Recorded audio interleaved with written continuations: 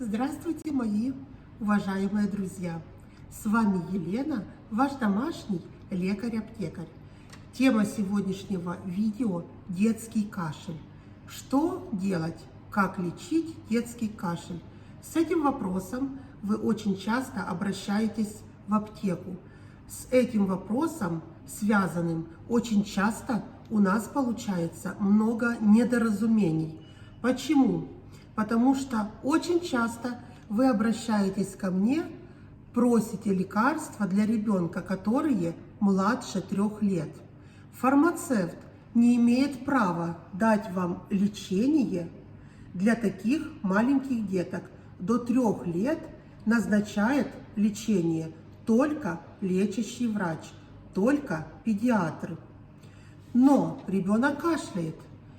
Получилось так, что попали выходные дни, вот как сейчас. Что делать? Что я советую в таком случае? Во-первых, изменить воздух в комнате, в квартире. Проверить, какой воздух в той комнате, где находится ваш малыш. Воздух должен быть не больше 24 градусов, от 22 до 24 градусов. В комнате должно быть не сухо. Воздух должен быть влажный. Достаточно увлажнить воздух комнатным цветком, поставить комнатный цветок и полить его. В детской комнате очень полезны цветы алоэ, каланхоя. У меня есть видео про цветок алоэ. Посмотрите его на моем канале. Значит, прохладный воздух и увлажненный воздух, не сухой. Комнату хорошо проветрить. Комната должна проветриваться 4-5 раз в день, если у вас малыш до 3 лет и он у вас кашляет. И что вы можете еще сделать? Увеличить количество выпитой жидкости. Увеличить, чтобы пил ребенок ромашковый чай, водичка с медом, с лимончиком, если нет аллергии на эти компоненты пищевые. У ребенка, вот сегодня обращались, что маленький ребенок, мучительный сухой кашель. Дайте что-то, помогите, потому что только завтра мы сможем обратиться к врачу. Что я советую в этом случае? Я не даю детям до 3 лет лекарственные препараты, даже если они и безрецептурные. Что можно сделать? У ребенка сухой кашель. Что мудро сделать? Значит, первое. Если у ребеночка хорошая переносимость лактозы, даем молочко. Молочко, чтобы было у ребенка тепленькое, можно добавить немножко меда туда и дать теплое питье. Можно дать еще минеральную водичку без газа. И проверить обязательно, дышит ли ребеночек ваш носиком. Потому что очень часто кашель возникает от того, что не дышит нос или есть проблемы с горлышком. Значит, проверить носовое дыхание. Если носик не дышит, что можно сделать у деток до 3 лет? У деток до 3 лет мы даем солевые растворчики. Это может быть океанская водичка, морская водичка, физрастворы. А можно даже дома сделать такой растворчик. Берете кипяченую водичку, полстаканчика водички, и на кончике ножика добавляете соли. Размешали, сначала капнули себе, посмотрели, чтобы не пекло. Если вы хорошо переносите, малышу до 3 лет это можно легко сделать. Дальше используете, если вдруг не помогло, вы можете, наверное, в каждом доме до 3 лет у деток есть какие-то капельки, которые уже назначал врач. Можно закапать, если ребеночек не дышит, какие-то капельки. Что еще можно сделать? Можете еще, опять же, сделать легкий массаж на спиночку у ребенка, уложить на животик его легко. И легко пальчиками, подушечками пальчиков сделать легкое простукивание. Это должно длиться не больше 10 минут. Можно сделать это 2 раза в день. Также вот эти вот все, что я перечислила советы, годятся и при влажном кашле.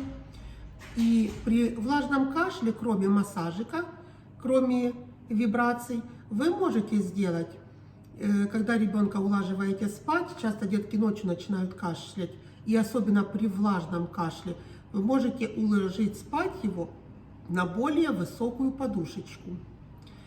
Проверьте еще горлышко. Кашель без причины не бывает. У кашля есть какая-то причина.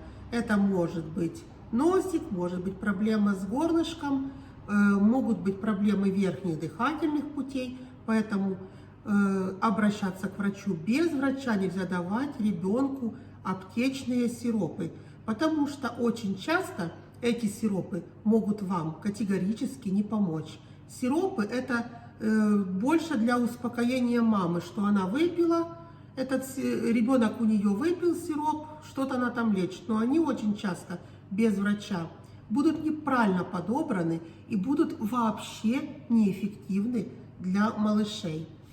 Значит, кашель это не болезнь, это симптом, который дает вам колокольчик, который сигнализирует о каком-то заболевании, которое уже есть у вашего малыша. Это могут быть респираторные инфекции, патологии верхних и нижних дыхательных путей, заболевания плевры, а могут быть даже проблемы сердечно-сосудистой системы, заболевания желудочно-кишечного тракта или метаболические расстройства. У деток с 3 лет я тоже советую обращаться к врачу. Но если сухой кашель у ребенка, опять же проверяем носик, горлышко. Если тут все в порядке, до врача уже с 3 лет вы можете взять растительные препараты. Например, для более маленьких деток вы можете взять растительные препараты из серии Хербион. Там есть и для сухого, и для влажного кашля. Вот покажу такой сиропчик, но это уже после 3 лет. И то с назначением врача.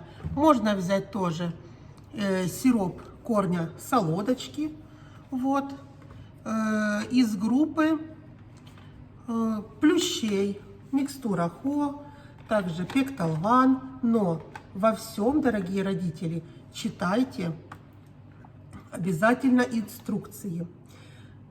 И еще у деток старше 3 лет, 5-6 лет, для деток есть очень хороший при сухом кашле препарат Исламинт. Это идут, ну тоже тут все написано, что по назначению врача, обращаться к врачам. Тут идут гелевые таблеточки. Ребенок ее не скушает, как конфету, не разгрызет. Вот такого плана таблеточки, посмотрите, обратите внимание. Они гелевые. Даже если ребенок вдруг не рассосет и уснет, эта таблеточка, она присасывается к щечке, к небу, и ребенок к ней не подавится. То есть обратите внимание вот на это. И будьте, пожалуйста, внимательны к вашим деткам, к вашим малышам. Не отказывайтесь от помощи врачей, обращайтесь к врачам. Потому что дети – это самое дорогое, что у нас есть. И когда у них все хорошо, счастливые родители, и все мы врачи и фармацевты. Если вам было полезно это видео, ставьте пальчик вверх, подписывайтесь на канал, делитесь этим видео с друзьями и будьте здоровы. А с вами была ваш домашний лекарь-аптекарь Елена. До свидания, мои дорогие друзья.